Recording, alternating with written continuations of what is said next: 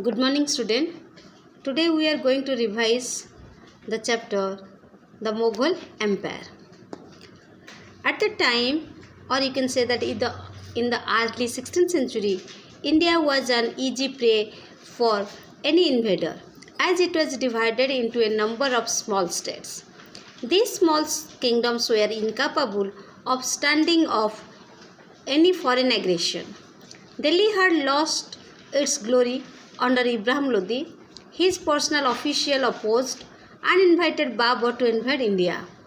The situation in Punjab, Gujarat, Bengal, Malwa, Rajputana, Kashmir, etc. was quite bad. There was widespread lawlessness and disorder, but the Mughal united the ununited India. So, first, Babur was the first king of the Mughal Empire who ruled from 1526 to 1530 Common Era. He defeated Ibrahim Lodi in the first battle of Panipat in 1526 Common Era. After this victory, he decided to stay back in India. Soon he took control over Delhi and Agra. Babur was succeeded by Humayun, who had numerous problems to face. He lacked military ability too.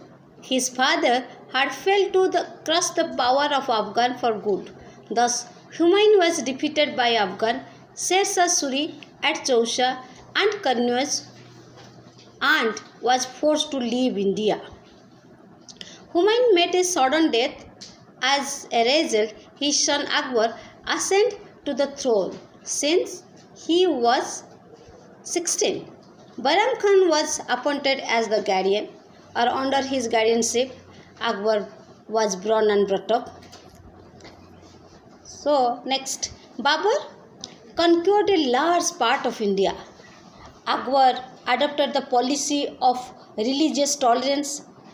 He started Din-e-Ilahi in 1882 by blending the good points of all religions with Islam. Akbar was succeeded by his son Jahangir.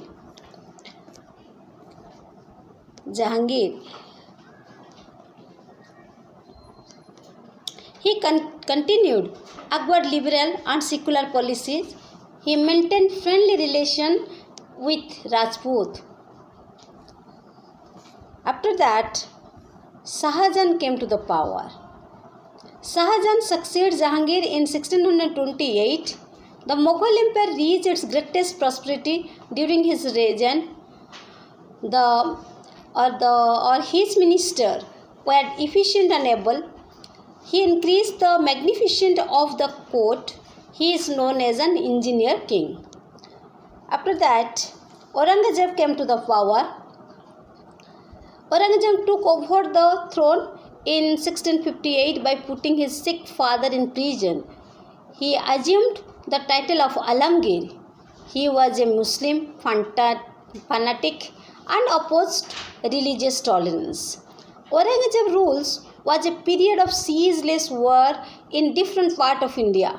The Maratha, the Rajput, the Jat and the Sikh never allowed him to rest in peace. After that, Bahadur Shah Jafar too was the last emperor of the Mughal Empire. He had to face a trial by the East India Company for leading the mutiny of 1857. Next, here you see that governors under the Mughal Empire. The Mughal managed to unite the country politically. They established a uniform system of administration. They believed in the supreme authority of the king. Then the society condition. The society was divided into two levels. The nobility and the high official formed the upper class. The lower class was involved in agricultural and other lowly jobs in the cities. Land and trade were main source of revenue. Land revenue was fixed at 1/3 of the produce. Then literature and religions.